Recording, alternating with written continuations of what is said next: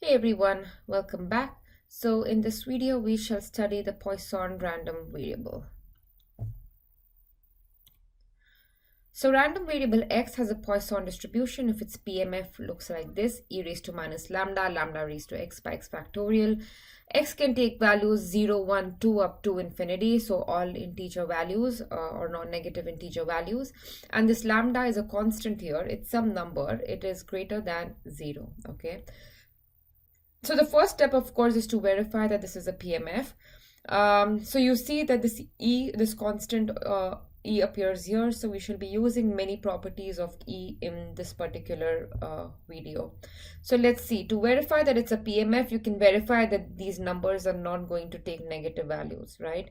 But let's see if they sum to 1. So if this, for that, you need to look at summation e raised to minus lambda, lambda raised to x, x factorial, x takes values from 0 to infinity. E raised to minus lambda is a constant. It has nothing to do with x.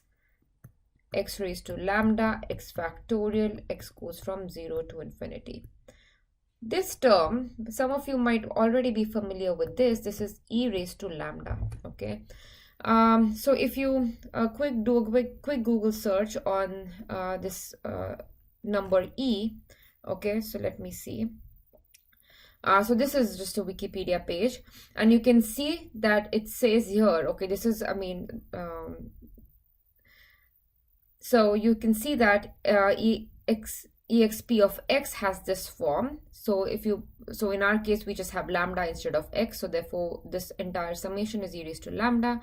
Another result is this, okay, we'll also be using the binomial theorem that 1 plus x by n raised to n, if you take limit as n goes to infinity, this entire term is e raised to x. So we're looking at a couple of alternative definitions of e raised to x.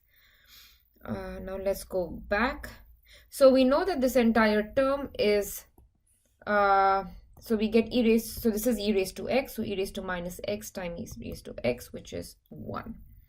So we have now verified that this is a PMF indeed.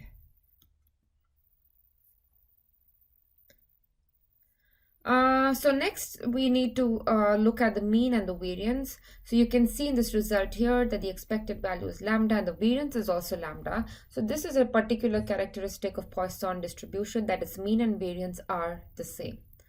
So for the mean calculation, we just start with the definition: x times e raised to minus lambda, lambda raised to x, x factorial. Remember, these letters are just dummy variables, right? You can replace x with any other letter of your choice and nothing would change, okay?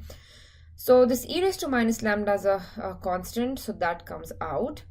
So x and x factorial. So maybe I'll clear this again. So I don't want to clutter up the screen.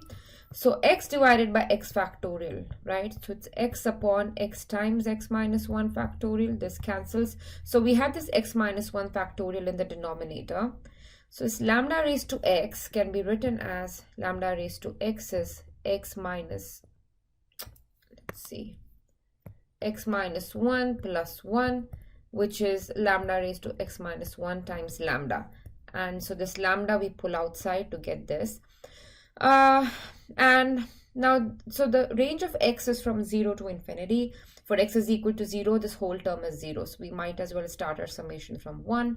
So that's why we have x going from 1. So why did I pull this lambda outside, right? I pulled it out so I get this particular representation. X goes from 1 to infinity. Lambda raised to x minus 1 divided by this. So I'm trying to match this number and this number here, okay? So now if I do this, if we take this transformation, this is something we're familiar with. This is what we get, okay?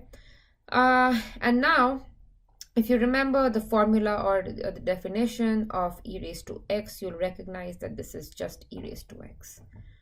And therefore, these two cancel out, you're left with lambda. Okay, so again, we're using a similar trick here, right? We are adjusting this our expression so that we are able to use a transformation, and then we can use this definition of e raised to x, or e raised to lambda rather. So now we have shown that expected value is lambda, And let's see, for the mean, we know that for the variance now, for the variance, we know that it's e of x squared minus the mean square, that's lambda squared. So we need to just calculate e of x squared. So this is the formula if you plug in the definition. So that's that. Lambda is constant, pull that outside. Remember, for x is equal to 0, this whole term is 0. You start from 1. So x in the numerator and denominator will cancel out, and this is the expression you are left with. So now we again do a change of variables. So you can see that there is x minus 1 and x minus 1 here. So you do this transformation or change of variable, and so if you plug in, if you rewrite this expression in terms of y, this is what you get. Okay. So now this is y plus 1 times this. You split it into two parts. So you get this part plus this part. And if you notice that this first part is nothing but the expected value of a Poisson random variable, right? So if y has a Poisson distribution, or not y necessarily, if you have a, so you can identify that this is a Poisson PMF, right here. So the first thing is expected value of a Poisson distribution with parameter lambda, right? Remember, lambda is a parameter of the Poisson distribution. So that's what this first term means, expected value of a Poisson or a random variable with Poisson distribution. And here this is just sum of all Poisson distributions or PMFs, right? So that's 1. So we know that, but e of a Poisson or expected value of a Poisson random variable with parameter lambda is lambda itself. So we have lambda here, and this is the e of x squared. So once you have e of x squared, you can plug into the formula for variance and show that and see that the variance is going to be lambda again. So it's important again that you understand all of these proofs and all of these steps, okay? So this is an important or another or maybe interesting result. What does it say? That if you have a binomial random variable and suppose you call n times p by lambda, then for large n, that is large number of trials and a moderate lambda p. Okay, so what does moderate lambda p mean? That this lambda moderate lambda. So moderate lambda means that lambda doesn't take values that are too small or too large. That means n is not taking extremely large values and p is not taking like very large or very small values. So basically values of n and p kind of balance out each other. Okay, so n times p is not too large or not too small. So if these conditions hold, then probability of x is equal to x. Remember, this is the binomial probabilities. You can approximate those by this. And this is the Poisson PMF, right? So basically, if you have a binomial random variable, if n is large and n times p, which we are calling lambda, has moderate values, then we can approximate the binomial probabilities with the Poisson probabilities. So therefore, Poisson approximation to the binomial distribution. So this is a proof, right? So you learn a lot of cool techniques in this proof. So let's see. So probability of x is equal to x. We know that x is binomial, so just plugging in the PMF of the binomial distribution. In the next step, I am just opening out the terms. N choose x is n factorial, n minus x factorial times x factorial. P is just a lambda by n, right? So if lambda is n times p, p is lambda by n. So I'm just plugging in here. 1 minus p, 1 minus lambda by n. Okay, that's all. So now let's see. So n factorial, and first we simplify these two, right? So if you open out both of these, you'll be left with n minus 1 and all the way back to n minus x plus 1. So and the denominator gets cancelled out. This x factorial is right here. Now we have all of these n's in the denominators, right?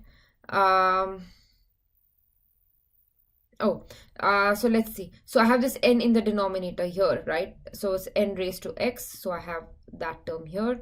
Lambda raised to x is right here.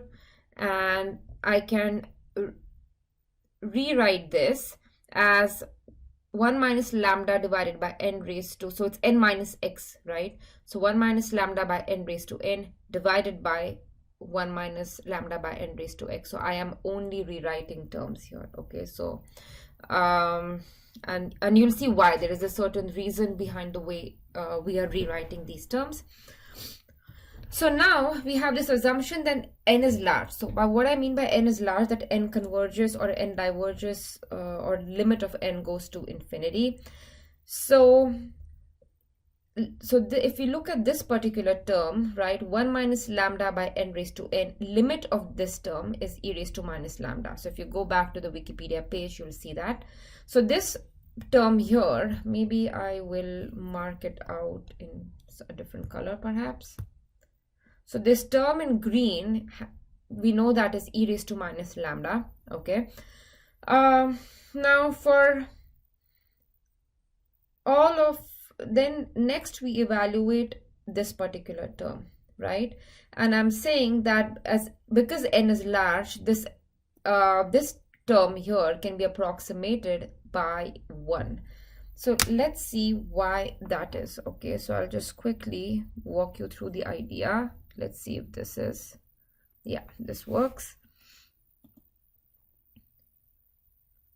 Maybe I'll copy. So it's n minus 1. Let's see. n minus 1 all the way to n minus x plus 1 divided by n raised to x. So this is what we have. So I can pull n. So I have this. So I can rewrite it in this way. I have n. From here, I can take n outside. So then it will become 1 minus 1 by n. So the next term here is n minus 2. So I can again pull n outside. It will be 1 minus 2 by n, and all the way I can pull n outside. 1, let's see, minus x minus 1 by n, I think, yep, divided by n raised to x. So we have all of these n's, okay, and we have, so they appear x times, okay? So if you think about it, let's see. So this is, it's appearing 1 time, 2 time, all the way back. If you count, this is x times, okay? So we have n raised to x upon n raised to x, 1 minus 1 raised to n, 1 minus 2 raised to n, blah, blah, blah, and all the way to last term. If you take limit as n goes to infinity, all of this is going to go to 0, okay? And this is equal to 1. So basically this whole term is so 1 minus 0 is 0, right? So this whole thing is approximated by 1 if you take limit as n goes to infinity. So this whole thing is 1. And then what else do we have? So 1 minus lambda upon n raised to x, right? So here x is a constant. If I take limit as n goes to infinity, this is so this converges to 0. So you have 1 raised to x, which is just 1, right? So basically what you're left with at the end as you take this limit is this was e raised to minus lambda, you have this x factorial, and you have this lambda raised to x. So you get this, and this is nothing but the Poisson PMF, okay? So in this way you can show, right, that for large n and moderate lambda, this entire PMF or PMF of binomial can be approximated by that of Poisson. And why do we need lambda to be moderate? Because you see, if lambda is equal to 0, then you start running into problems, right? This whole thing will be 0. Or if lambda again diverges to infinity, then our proof here doesn't hold true, right? So you need this lambda to be like some constant number, okay? So that's why we have this assumption that lambda is moderate. So in other words, to summarize all of this, if n independent trials, each of which result in a success with probability p, are performed, then when n is large and p is small enough to make np moderate, so as n is large, p has to be small enough, then the number of successes is approximately a Poisson random variable. And the mean, remember, you have this lambda for Poisson, which is also the mean and also the variance. It's equal to n times p now. So here is an example of a Poisson distribution. So we have, suppose that the number of typographical errors on a single page of a book has Poisson distribution. Lambda is given to you. Calculate the probability that there is at least one error on this page. So x is the number of errors, at least one error, that's x greater than equal to 1. But again, x can take infinitely many values. So you write it as 1 minus x is equal to 0. And we know that lambda is equal to half, right? So this is the answer. Here is another problem. Probability that an item produced by a certain machine will be defective is 0.01. Find the probability that a sample of 10 items will contain at most one defective item. So we are picking an item and probability that is there are two possible outcomes, either it's defective or not defective. Probability that is defective is 0.1 and we're picking 10 such items. So you can see that this is a binomial experiment or a binomial, and x is the number of defective items, right? So x here is a binomial, it has binomial distribution. So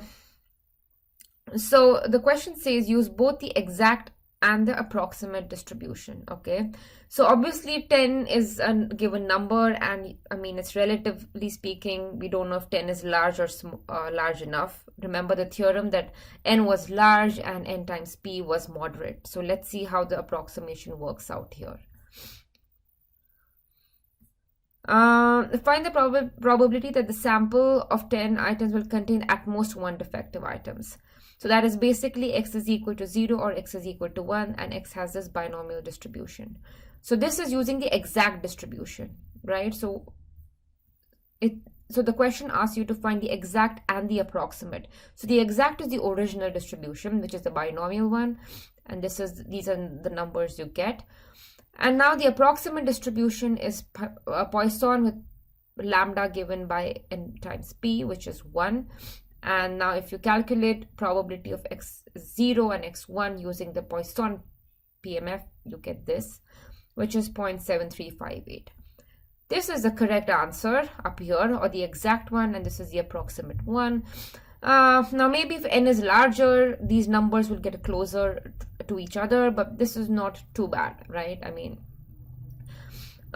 so as your sample size increases, or not sample size, or the number of trials increases, these two numbers will get closer to each other. Okay, so this is an example of how you can use Poisson distribution to approximate binomial one. Why do we want to do that? It's much easier to calculate the Poisson distribution. Okay, binomial one is harder. Poisson is easier. So that's all. So that's all for this video. I will see you in the next one. Thank you.